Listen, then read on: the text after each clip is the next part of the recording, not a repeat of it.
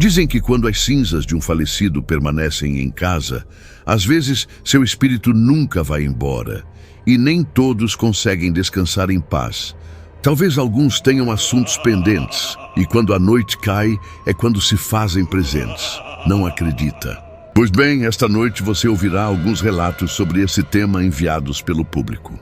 Meu nome é José Palácio e comecemos com a primeira história, enviada por Amalia. Prontos, vamos começar. Boa noite, público. Meu nome é Amália e antes que ouçam minha história, quero dizer uma coisa. Nunca guardem cinzas mortuárias em suas casas, por favor. Durante 30 anos fui casada com Rubem, o amor da minha vida. Quando ele faleceu, senti que o mundo desabava sobre mim. Eu não conseguia aceitar que ele não estava mais ali, que seu riso, sua voz e sua presença haviam desaparecido para sempre. Decidi cremá-lo e colocar suas cinzas em um altar em casa, rodeado de fotos e velas sempre acesas. No começo, a ideia me confortava. Sentia que, de alguma forma, ele ainda estava comigo. Mas com o tempo, algo começou a mudar. A primeira vez que o sonhei foi 2 semanas após sua morte. No sonho, Rubem estava de pé ao pé da cama, me observando em silêncio. Seus olhos não mostravam tristeza nem alegria, apenas uma estranha insistência. Eu queria falar com ele, mas antes que pudesse pronunciar uma palavra, acordava sempre sobressaltada. As noites seguintes foram piores. Já não o via apenas em sonho, mas sentia sua presença em casa. Numa madrugada, acordei com a sensação de que alguém se deitava ao meu lado. Achei que fosse um pesadelo, mas não. Quando despertei, pude sentir claramente o colchão afundando do lado do meu esposo. Dava até para ouvir o rangido da cama. Arrepiei-me ao sentir esse peso invisível ao meu lado. Não tive coragem de virar para olhar. E assim, dia após dia, as manifestações se tornaram mais intensas. Às vezes, enquanto cozinhava, um aroma familiar invadia a casa. Era o perfume dele, aquele que sempre usava quando saíamos para jantar juntos. No começo achei que era imaginação minha, que eu estava sugestionada, mas depois disso comecei a ouvi-lo. Uma noite, estava assistindo televisão na sala, tentando me distrair de tudo, quando de repente uma voz baixa e rouca sussurrou no meu ouvido. Amália! Soltei um grito contido e virei de repente. Não havia ninguém, mas eu tinha ouvido. Eu tinha sentido. Rubem estava ali. Meus nervos estavam em frangalhos. Não podia continuar vivendo com a certeza de que algo ou alguém me observava. Talvez me considerem louca, mas o que se sentia já não parecia o meu marido. Aos poucos, aquela energia começou a parecer maligna. Contei para uma amiga próxima e ela me recomendou uma médium. Embora eu tenha duvidado no início, o desespero me levou a buscar sua ajuda. Liguei para ela e a convidei. Quando ela chegou e cruzou a porta da minha casa, sua expressão mudou imediatamente. Seu rosto ficou tenso e ela se arrepiou. Ele está aqui, filha, sussurrou. Pegou minhas mãos e disse que precisávamos fazer uma sessão espírita. O espírito do meu marido estava preso naquela casa e dizia que estava muito bravo.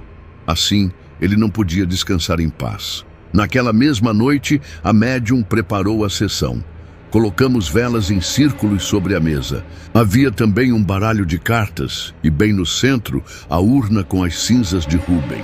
A médium me disse que era muito perigoso manter as cinzas dos mortos em casa, pois eles se apegam a este plano.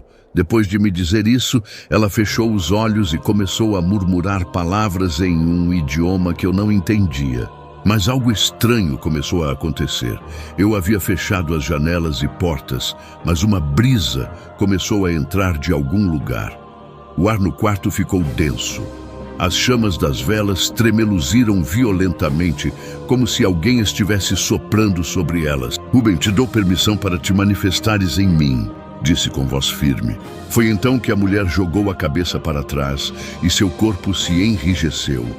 Seus olhos ficaram brancos e quando falou, a voz não era a dela.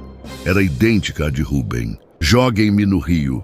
Quando ouvi esse pedido, quando ouvi sua voz, o tempo pareceu parar.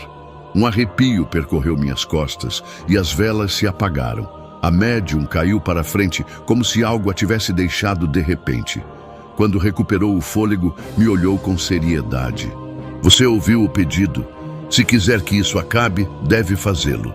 Na manhã seguinte, peguei a urna com as mãos trêmulas e, chorando, dirigi até o rio mais próximo.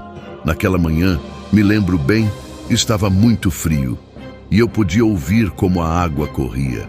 Aproximei-me da margem do rio e disse: "Desculpa, Rubem, eu não queria te abandonar", sussurrei com lágrimas nos olhos. Abri a urna e deixei que suas cinzas se misturassem com a corrente da água. Enquanto as cinzas desapareciam, senti um peso sair dos meus ombros. A atmosfera mudou e o ar deixou de parecer tão pesado. E desde aquele dia, nunca mais voltei a sentir sua presença. Suponho que finalmente Rubem descansou em paz e eu aprendi a viver com sua ausência. Mas o mais estranho estava por vir. Em uma das histórias, minha avó começou a sentir coisas estranhas após manter as cinzas do meu avô em casa. No início, ninguém acreditava nela. Pensávamos que fosse tristeza, saudade demais. Numa noite, vários tios e primos decidiram dormir lá para ver com os próprios olhos. E às 3h20 da madrugada, acordamos todos ao mesmo tempo com o som de uma tosse rouca e profunda. Estávamos todos dormindo no mesmo cômodo. Ficamos imóveis. Pensamos que alguém do quarto tivesse tossido, mas então o som veio do corredor. A pele arrepiou. Não podia ser minha avó. Aquela tosse era do meu avô. Me enchi de coragem e fui olhar no corredor. Nada. A casa estava em silêncio, exceto pelos cães latindo do lado de fora. Descemos com as lanternas dos celulares. A porta do banheiro rangia sozinha. De repente, ouvimos a tosse de novo. E ali, sentado no sofá, estava ele, meu avô, sentado na ponta do sofá individual, como sempre fazia. Ombros caídos, mãos nos joelhos, olhar no chão. Estava vivo, ou parecia. Fechei os olhos, desejando que aquilo sumisse, mas ele continuava ali. Meu primo acendeu a luz e ele desapareceu. Na manhã seguinte, minha avó implorou: "Façamos uma missa para ele." O padre abençoou a urna e todos oramos. Mas depois, tomaram a decisão final. Levaram as cinzas para o cemitério, para descansar com sua mãe, onde sempre deveria estar. Inscreva-se no canal para receber mais vídeos como este. Deixe seu like para fortalecer o canal. Obrigado.